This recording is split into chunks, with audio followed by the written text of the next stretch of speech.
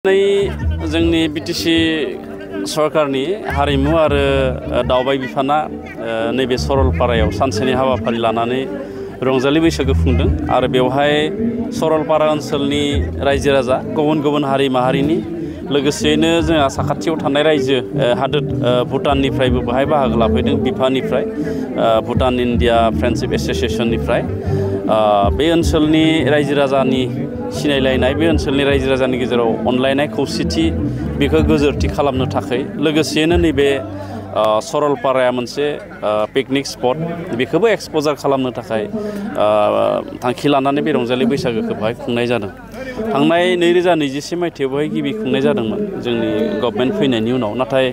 कर'ना सममोन बै समाव कभिड सोलिबाय थादोंमोन, जायनि थाखाय जोङो माखासे हाबाफारिखौ खमायनानै खालामनाय जादोंमोन आरो दिनै बेहाय जि हाबाफारि लाबाय बेवहाय गासिबो हारिनि हारिमु हान्जाखौ लिंहरनाय जादों आरो बे ओनसोलनि इन्टेलेक्सुवेल बे ओनसोलनि मेलेमजिबि बिथांमोनखौ हांख्रायनानै मान बावनाय आरो रंजानाय बे हाबाफारिखौ बेहाय खुंनाय जादों। भुटाननिफ्राय फैदों बिफानिफ्राय भुटान इन्डिया फ्रेन्डशिप एस'सिएशननिफ्राय जेनेरेल सेक्रेटारि बिथांनि दैदेननायाव जोंहा नैबे सरलपारा सरबां लोगोसे गेलेफुनिफ्राय बिथांमोननि गोजौ लेभेलनि अफिसारफ्रा बे हाबाफारियाव फैदों। दा बिनि गेजेरजों जों बुंनो हायो बियो मोनसे हादोरनाङारि सोमोन्दो थानाय मोनसे थावनि आरो बेखायनो बेयाव हाबाफारियाव बिथांमोनखौबो लेंहरनानै बे रंजालि बैसागोखौ गाजा गोमजायै खुंनाय जादों। খুব সুন্দৰ। আমি যোৱা 2021 চনতো ইয়াত বৈশাগু সেলিব্ৰেশ্যন কৰিছিলে আৰু এই সময়ত কৰোনা হোৱাৰ হেতুকে কিছু বাধা ইয়াত আছিল, তাৰ কাৰণে খুব জাকজমকেৰে আমি আয়োজন কৰিব পৰা নাছিলে আৰু আজি ইয়াত আমাৰ বিটিচি চৰকাৰৰ কালচাৰ আৰু টুৰিজিম ডিপাৰ্টমেণ্ট দুটাই লগ লাগি পেলাই এদিনীয়া কাৰ্যসূচীৰে সেই বৈশাগুটো ইয়াত সেলিব্ৰেশ্যন কৰা হৈছে। কাৰণটো হ'ল সৰলপাৰা অঞ্চলৰ মানুহখিনি আমাৰ কালচাৰৰ লগত খুব বিশেষ জড়িত নহয়। ইয়াত মানুহখিনি কিছুমানে নতুনকৈ আহিছে বা ঠিক তেনেকুৱা অৰ্গেনাইজ কৰা মানুহ নাই। আৰু কথা হ'ল কি এই সৰলপাৰা অঞ্চলটো এটা টুৰিষ্ট স্পট হয়, পিকনিক স্পট হয়। আমি আজিৰ ইয়াত ভুটান ইণ্ডিয়া ফ্ৰেণ্ডশ্বিপ এছ'চিয়েশ্যন তেখেতসকলকো আমি নিমন্ত্ৰণ কৰিছে। বিফাৰ জেনেৰেল ছেক্ৰেটাৰী আহিছে আৰু ভূটানৰো প্ৰতিনিধি আহিছে, গতিকে তেখেতসকলক আমি ইয়াত আলহী হিচাপে আমি নিমন্ত্ৰণ ৰাখিছোঁ আৰু ইয়াৰ যোগেদি আমি নাইবাৰিং কাণ্ট্ৰিৰ লগত গুডউইল আৰু কোৰিলেটিভ বা ভাল সম্পৰ্ক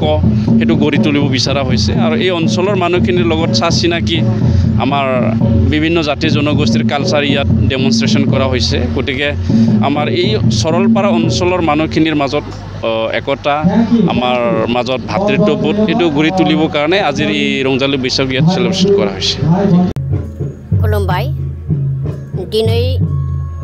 28 एप्रिल अर्थात जि रंजालि बैसागु बे जोबनानै थाङाखै, गेजेर नांहांदों। दिनै 28 एप्रिल रंजालि बैसागु एबा नैथि लांदां रंजालि बैसागु फोरबो जों सरलपारायाव मानगोनां दानि CEM मानगोनां प्रमद बर' बिथांनि बिथोन बायदियै खुंफुंनाय जादों। आङो सानदोंमोन जे बेबायदिहाय गाजा गोमजा जागोनखौ,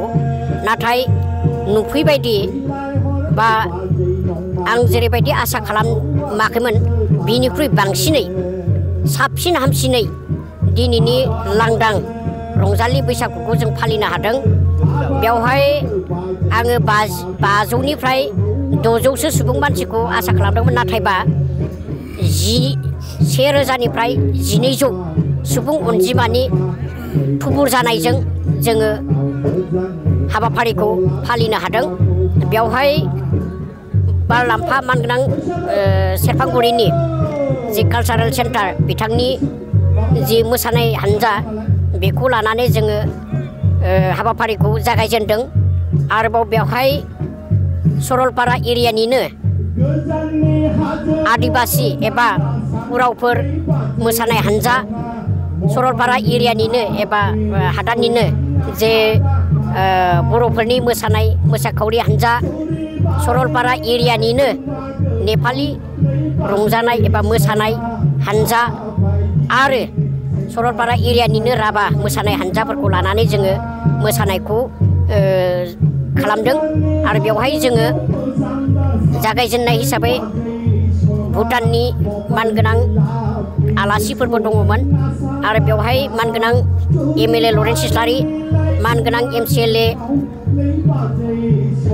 रेवरिवा नार्जिहारि लोगोसेयैनो EM सावरायग्रा बिथाङाबो नुजाफैदों आरो EM दावबायसा मानगोनां दावबायसा बर' बिथाङाबो नुजाफैदों बिथांमोननि नुजाथिनायजों जोङो दिनैनि बे रंजालि लांदां बैसागु फोरबोखौ गाजा गोमजायै फालिबाय आङो बे बैसागुनि गेजेरजों आं रायजो राजाखौ खावलायदों जे भबिष्यतावबो जाहाथे जोङो बे जायगायाव मोजाङैनो मोजां जों रंजालि बैसागु फालिफैफिननो हायो आरोबाव बे बैसागुनि गेजेरजों आं रायजोफोरखौ खावलायदों जे बयबो सुखै सान्थियै थानानै गाजा गोमजायै बिदिनो हारिखौ दैदेनलांनो हायो राव हारिमु थुनलाइखौ दैदेनलांनो हायो बिनि थाखाय आङो बयखौबो गुरैयै खावलायनानै आंनि बुंनायखौ फोजोबबाय गोजोन्थों। आरो इन्डिया बिटिआरनि सोमोन्दोआ बे बैसागु खुंथायनि गेजेरजों साबसिन जागोन होननानै आसा खालामबाय। नंगौ एक्सुवेलि इन्डिया भुटाननि जे सोमोन्दो बे सोमोन्दोआ थांनाय बावखुंग्रि फेस्टिभेलनिफ्रायनो एसेब्लाबो मोजां जादोंखौ आं मिजिंथिदों मानो होनोब्ला बावखुंग्रि फेस्टिभेलाव दानि इन्डु भुटाननि जि अर्गेनाइजेसननि जाय जेनेरेल सेक्रेटारि आरो स्पर्ट्सनि जाय डाइरेक्टर बिथांमोना मोनसे हानजा बावखुंग्रियाव थांदोंमोन आं बेवहाय मोजाङै सिनायामोनब्लाबो बिथांमोनजों लोगोसे जिरायनानै सावरायलायदों आरो आंनो बिथांमोनखौ दैदेनदोंमोन बिनिफ्रायनो नैबे जि जानो गोनां दिनैनि जि लांदां बैसागु फोरबो बिनि सोमोन्दै आं एसेब्लाबो फोरमायहरदों आरो मैया आं बिथांमोनजों सरबाङाव थांनानै एबा गेलेम्फुआव थांनानै बिथांमोनजों सावरायदों आरो बिथांमोनाबो दिनै हानजा मोनसे फैनानै जोंजों बाहागो लाफैदों आरो रंजादों आरो बिथांमोनाबो बुंदों जे जिहेतु भुटान आरो इन्डिया होनोबा बिटिआरनि जि खाथिसिन बेखायनो बे बिटिआरनि बर'फोरजों आरो बा रायजो जानाय सुबुंफोरजों आरो भुटाननि सुबुंफोरजों सोमोन्दोखौ गोरा लाखिनानै जोङो बायदि बायदि खामानि मावलांगोनखौ बिथांमोनाबो बुंलांदों। আমাৰ বড়োসকলৰ জাতীয় উৎসৱ আৰু সেই উৎসৱটোৱে আমি জাতিৰ সবতকৈ ডাঙৰ আৰু সবতকৈ ভালকৈ আমি উপভোগ কৰোঁ আৰু আয়োজন কৰা হয় এনজয় কৰা হয় আৰু চেলিব্ৰেট কৰা হয় তো UPPL দলীয় নেতাসকলৰ দ্বাৰা আজি খুব ভালকৈ এই ভূটান বৰ্ডাৰ ওচৰত সৰলপাৰা নদীৰ কাষত বেংকত ৰিভাৰ বেংকত এইটো পিকনিক স্পট ইয়াতে আমাৰ এই অঞ্চলৰ কোকৰাঝাৰ ডিষ্ট্ৰিক্ট আৰু সমূহ UPPLৰ নেতা নেত্ৰীসকলক লৈ পেলাই ইয়াত বৈশাগুৰ নামত আমাৰ নেতাসকলৰ দলীয় কৰ্মীসকলৰ মাজত মানে ইণ্টাৰেকশ্যন এই প্ৰগ্ৰামটো লৈছে আৰু ইয়াতে আদিবাসী ৰাভা গোৰ্খা বড়ো আৰু বঙালী যিমান জাতিগোষ্ঠী আছে অঞ্চলৰ তেখেতসকলৰ নৃত্য মানে ইয়াত আমি উপভোগ কৰিছোঁ তেখেতসকলে আহি পেলাই পাৰ্টিচিপেট কৰিছে বৈশাগু চেলিব্ৰেশ্যনত প্ৰথমবাৰ এই বছৰতে প্ৰত্যেক জাতিগোষ্ঠীয়ে BTCত ভাগ লোৱাটো আমি দেখিবলৈ পাইছোঁ আৰু মই আশা কৰোঁ এই বছৰ আহিব লগা দিনবোৰত মানে সদায় আমাৰ BTCত যি 26টা জনগোষ্ঠী আছে সকলোৱে ধৰ্ম এৰি পেলাই জাতি এৰি পেলাই ভাষা এৰি পেলাই যেহেতু এই উৎসৱটো কোনো ধৰ্মৰ লগত কোনো জড়িত নহয় কোনো এটা জাতিগোষ্ঠীৰ মাত্ৰ হ'ব নোৱাৰে ইয়াৰ কাৰণে সবে চেলিব্ৰেট কৰিব বুলি মই আশা কৰিছোঁ। ভূটানৰ পৰাও আহিছে।